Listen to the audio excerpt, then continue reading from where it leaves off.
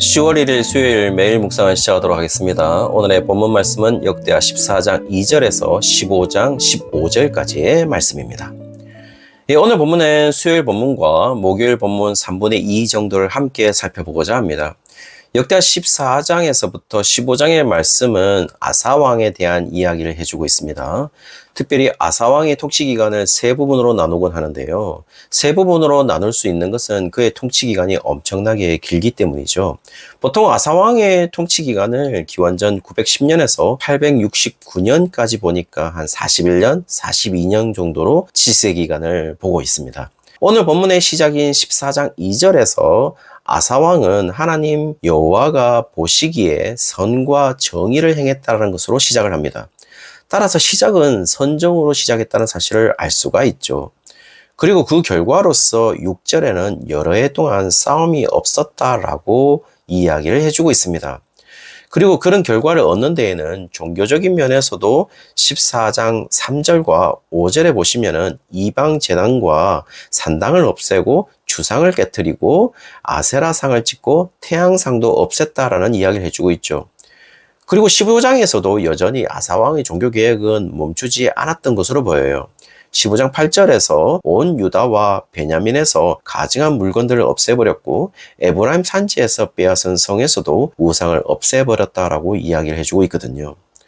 그리고 나서 다소 지금의 이야기와 맞지 않는 일이 발생하게 되는데요. 그것은 다름 아닌 전쟁이었습니다. 물론 유다의 침략은 아니었던 것으로 보여요. 14장 9절에서 구스 사람 세라가 남유다를 침략한 것으로 보입니다. 그리고 그들의 군사력도 이야기하는데요. 군사 100만 명과 병거 300대를 거느리고 왔다는 것을 이야기해주고 있죠. 이것은 앞절인 8절에 아사의 군대를 이야기했는데요. 유다는 30만 명이고 베냐민은 28만 명이라고 했기 때문에 훨씬 구스의 군사력이 강했던 것으로 묘사해주고 있습니다.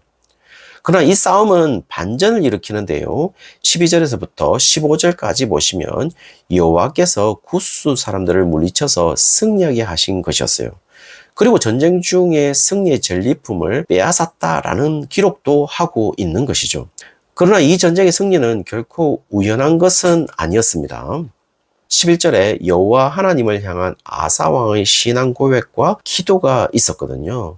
그 기도를 들어보시면 아사가 그의 하나님 여호와께 부르짖어 이르되 여호와여 힘이 강한 자와 약한 자 사이에는 주밖에 도와줄 리가 없사오니 우리 하나님 여호와여 우리를 도우소서. 우리가 주를 의지하오며 주의 이름을 의탁하옵고 이 많은 무리를 치러 왔나이다.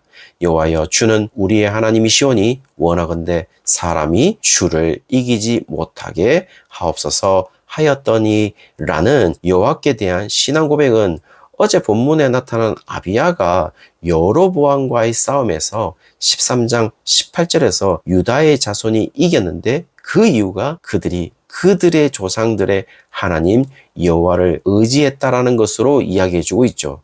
지금 아사왕의 고백에서 이길 수밖에 없는 신앙 고백은 이 싸움에 철저히 여호와를 의지했다라는 것이었어요. 더 의미심장한 것은 두 본문인데요. 13장 18절과 14장 11절에서 다 여호와를 또는 주를 의지했다라는 이야기를 해주고 있죠. 그런데 두 구절 모두 완료 시제를 사용하고 있어서 그들이 어떤 형태로 주를 의지했는지를 이야기해 주는데요. 지금 다급한 사정으로 인해서 여호와를 갑자기 의지한 것이 아니라 그들이 과거에서부터 지금 닥쳐진 상황이라는 현재까지 여호와를 의지해 왔다라는 사실을 이야기해 주고 있는 것이죠. 14장은 구스와의 싸움에서 승리했다는 것으로 마무리하고 15장으로 넘어가면서 1절에 예언자 오뎃의 아들 아사랴에게 하나님의 말씀이 임하고 2절에 그 말씀을 아사랴가 아사왕에게 전한 것으로 보입니다. 그 내용은요. 아사와 및 유다와 베냐민의 무리들아 내 말을 들으라. 너희가 여호와와 함께 하면 여호와께서 너희와 함께 하실지라. 너희가 만일 그를 찾으면 그가 너희와 만나게 되시려니와 너희가 만일 그를 버리면 그도 너희를 버리시리라 라는 것이었어요. 그래서 언뜻 보면 너희가 어떻게 하느냐에 따라서 하나님이 행동할 것이다 라는 이야기를 해주는 것으로 보이죠. 그러나 그렇게 볼 수가 없습니다. 지금 아사랴가 전하는 하나님의 말씀은 아사왕과 유다와 베냐민 백성들은 하나님과의 관계에서 모든 것이 결정되는 자들이다라는 것을 이야기하는 것뿐이에요. 단지 그뿐입니다.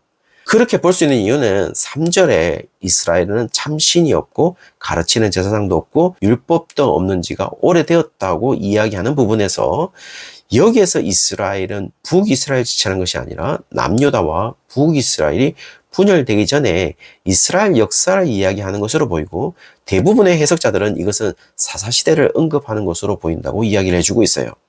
왜냐하면 3절에서부터 6절까지 묘사된 싸움이 끊이지 않는 혼란의 상황은 사사기의 이스라엘 모습과 상당히 유사하다는 것으로 보고 있기 때문인 것이죠. 그러나 그 상황에서 4절에 보시면은 그들이 그 환란 때에 이스라엘 하나님 여호와께로 돌아가서 찾음에 그가 그들과 만나게 되셨다라고 이야기하는 장면은 하나님은 여전히 하나님의 백성들과 관계를 끊지 않았다라는 사실을 이야기해 주고 있는 것이죠. 그러므로 지금 정확하게 아사왕이 가장 관심 있어야 하는 것이 무엇인지를 보여주고 있습니다. 그것은 다름 아닌 하나님과의 관계가 정상적인가에 관심을 초집중해야 한다는 사실을 이야기해 주고 있는 것이죠. 그래서 15장 8절에 보시면 오뎃의 예언을 듣고 라는 부분에서 1절에 오뎃의 아들 아사랴와 불일치를 한다고 볼 수도 있겠지만 불가타역에서는 8절과 1절을 오뎃의 아들 아사랴로 일치시키고 있습니다. 사실 이 불일치가 본문의 역사성을 훼손시키지는 않기 때문에 충분히 넘어갈 수 있는 문제라고 볼 수 있을 것 같습니다. 어쨌든 아사왕이 예언자의 말을 듣고 계획을 계속 단행하고 있음을 보여주고 있죠. 유다와 베냐민 온 땅과 에브라임 산지에서 빼앗은 성읍들에서 다시 말씀드리면 자신이 통치하는 전 지역에 가증한 물건을 제거하고 이방 민족의 신상들을 제거하는 것으로 보여요. 그리고 회복하는 것은 바로 8절 마지막 부분에 여호와의 낭실 앞에 있는 여호와의 제단을 재건했다라고 이야기해주고 있죠. 그것은 지금으로 본다면 예배를 회복했다라는 것을 의미해주고 있죠. 그래서 10절에서 15절까지 보시면 10절에 아사왕 제15년 셋째 달에 모든 사람들이 예루살렘에 모이고 구스 전쟁에서 취한 전리품 가운데 소 700마리, 양 7,000마리로 여호와께 제사를 드렸다라고 이야기를 하고 있습니다. 그리고 그 언약의 말씀을 12절부터 선포하는 것이죠. 그 언약의 말씀의 내용은요, 마음을 다하고 목숨을 다하여 조상들의 하나님 여호와를 찾는 것임을 이야기해주고 있습니다. 따라서 언약의 당사자로서 여호와가 자신들의 하나님이심을, 자신들은 그 하나님의 백성임을 확인하고 그 관계를 확인하는 것임을 이야기해주고 있는 것이죠. 따라서 우리의 예배는 늘 하나님이 우리의 하나님이심과 우리가 하나님의 백성이라는 사실을 확인하는 것이라고 볼 수 있겠죠. 그러므로 우리의 예배가 우리가 받는 위로도 중요하지만 가장 중요한 것은 하나님과의 관계를 생각하고 그 관계를 항상 회복하는 자리여야만 하는 것이죠. 다시 말씀드리지만 실제로 아사왕이 하나님께 옳게 행하고 있어서 상당히 긍정적인 왕으로 보여지고는 있습니다. 그러나 분명 전쟁이 없었던 것은 아닙니다. 구스와 전쟁이 있었고 지금 본문에서는 기록되지 않았지만 16장에 가면 북이스라엘과 싸움도 있었던 것으로 보여요. 그러나 그는 여호와께 의지함으로 통하여 하나님과의 관계를 계속해서 정상적으로 가져왔다는 사실을 완료 시제를 사용하면서 역대기 저자가 알려주고 있는 것이죠.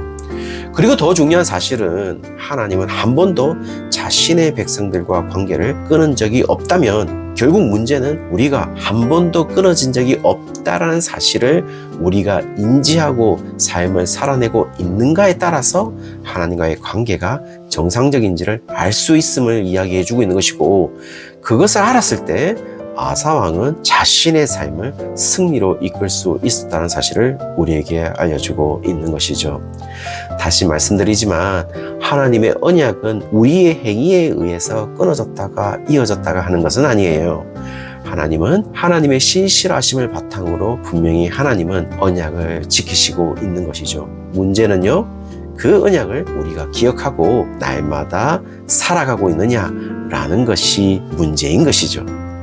사랑하는 성도님들, 오늘 하루가 그런 삶의 연장선에서 우리의 행위에 따라서 관계를 끊으시는 하나님이 아니라 하나님은 자신의 백성과 그 관계를 끊으시지 않는 그 신실하심을 믿고 오늘을 살아내는 모든 성도님들 되시기를 주의 이름으로 축원합니다.